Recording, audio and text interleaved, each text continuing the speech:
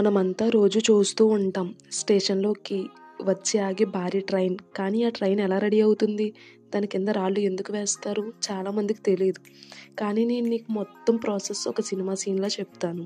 ఇది విన్న తరువాత కూడా ట్రైన్ మీద కొత్త రెస్పెక్ట్ వస్తుంది. ట్రైన్ తయారీ ప్రయాణం ఒక పెద్ద స్టీల్ షీట్‌తో మొదలవుతుంది. మొదట ఫ్యాక్టరీలో భారీ మెటల్ ప్లేట్లను కట్ చేసి రైల్వే బోగీకి ఫ్రేమ్ తయారు చేస్తారు. ఈ ఫ్రేమ్ ట్రైన్‌కి స్కెలెట్ లాంటిది.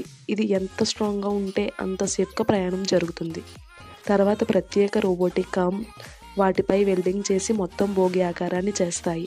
ఇది మనం చూస్తున్న లోకల్ ఎక్స్‌ప్రెస్ లాంటి కోచెస్‌కు బేస్. తర్వాత ఈ బోగీ లోపల అసలైన ఇంజనీరింగ్ మొదలవుతుంది. లోపల flooring, sides, walls, panels, lightings, sittings all human ఫ్రెండ్లీగా డిజైన్ చేస్తారు. ప్రయాణికులకు సేఫ్టీ కోసం emergency windows, fire proof materials, sensors based doors all fit చేస్తారు. చిన్న చిన్న సెట్ బోర్డ్ నుంచి పెద్ద ఎలక్ట్రికల్ ప్యానెల్స్ వరకు ఒక్కొక్కటిగా జతకడుతూ బోగి పూర్తవుతుంది. ఇప్పుడు అసలైన హార్ట్ ఇంజిన్ తయారీ. ట్రైన్ ఇంజనీరింగ్ ఉన్న డిజిటల్ లేదా ఎలక్ట్రికల్ మోటార్ చాలా పెద్దది. ఒకసారి స్మార్ట్ ఇల్లు అంత సైజు. దీన్ని కాపర్ ఓల్డ్ చేసి బలమైన coils, magnetic systems, turbo chargers all combine అయ్యి ట్రైన్కి హోర్స్ పవర్ ఇస్తాయి.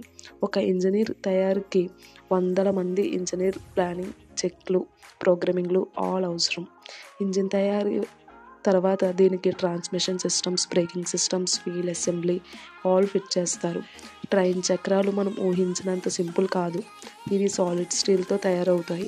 చిన్న తేడా కూడా ఉంటే ట్రక్ మీద రైలు గందరగోళం అవుతుంది.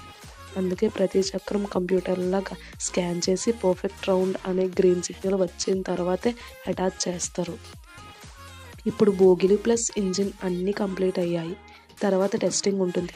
మొదట ఫ్యాక్టరీలో చిన్న సైలెంట్ ట్రాక్ మీద స్లోగా పరీక్షిస్తారు. Door working, brakes, response, signal connections అన్నీ సరిగ్గా ఉన్నాయా లేవా చూస్తారు. తర్వాత బయట యాక్చువల్ ట్రాక్స్ మీద హై స్పీడ్ టెస్టింగ్ చేస్తారు. ఈ సీన్ చూస్తే గూస్ బంప్స్ వస్తాయి. 5 కిలోమీటర్స్ స్పీడ్ నుంచి 120 కిలోమీటర్స్ స్పీడ్ వరకు ట్రైన్ వేగంగా పెంచి చూడడం, కార్నర్ టర్న్స్లో బ్యాలెన్స్ చెక్ చేయడం, సడన్ బ్రేక్స్ వేయడం ఆల్ టెస్ట్ పాస్ అయితేనే ట్రైన్ అసలైన రైల్వే లైన్లోకి వస్తుంది. ఇప్పుడు రైలు పరిగెత్తడానికి ట్రక్స్ అంటే చాలా ముఖ్యం. కానీ ట్రక్ చూస్తే నువ్వు ఒకటి గమనించి ఉంటావు. 2 ఇనుము పాళ్ళ కింద ఎందుకు ఇన్ని రాళ్ళు పడేస్తారు? ఇది ఫ్రీగా వేసిన రాళ్ళు కాదు.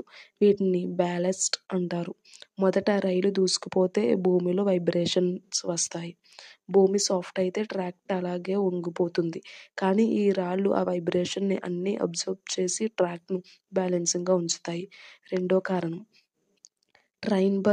ఒక ట్రైన్ బరువు 2000 నుంచి 5000 టన్నుల వరకు ఉంటుంది.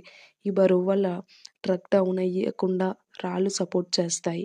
ఇవి ఒక కుషన్లా పనిచేస్తాయి. మూడో కారణం, టెంపరేచర్ చేంజెస్. వేడి పడ్డా, చలి పడ్డా ట్రాక్ ఎక్స్పాండ్, షిర్క్ అవుతుంది. రాళ్ళు ఇవి ఎక్కువగా ఎక్స్పాండ్ కాకుండా కట్టిపడేస్తాయి. నాలుగో కారణం, రాళ్ళు డ్రైనేజ్ కూడా వస్తాయి. వర్షం పడితే ట్రాక్స్ మీద నీళ్లు నిలిచిపోతే ప్రమాదం. కానీ రాళ్ళు మధ్య గ్యాప్స్ ఉండడం వల్ల నీళ్లు వెంటనే లోపలికి డ్రైన్ అవుతాయి. ఇలా రాళ్ళు లేకపోతే రైలు ఒక 100 కిలోమీటర్స్ కూడా సేఫ్గా పరిగెత్తదు. అందుకే ట్రక్ కింద ఎక్కడ చూసినా రాళ్ళే. చివరగా ఈ మొత్తం ప్రయాణం స్టీల్ ప్లేట్ నుంచి రైలు తయారు అవ్వడం వరకు దాదాపు కొన్ని నెలల కృషి.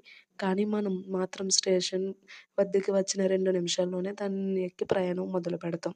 ఈ రైలు వెనుక ఉన్న సైన్స్, ఇంజనీరింగ్ కష్టాలు తెలుసుకుంటే మనం గౌరవం ఇంకా ఎక్కువ పెరుగుతుంది.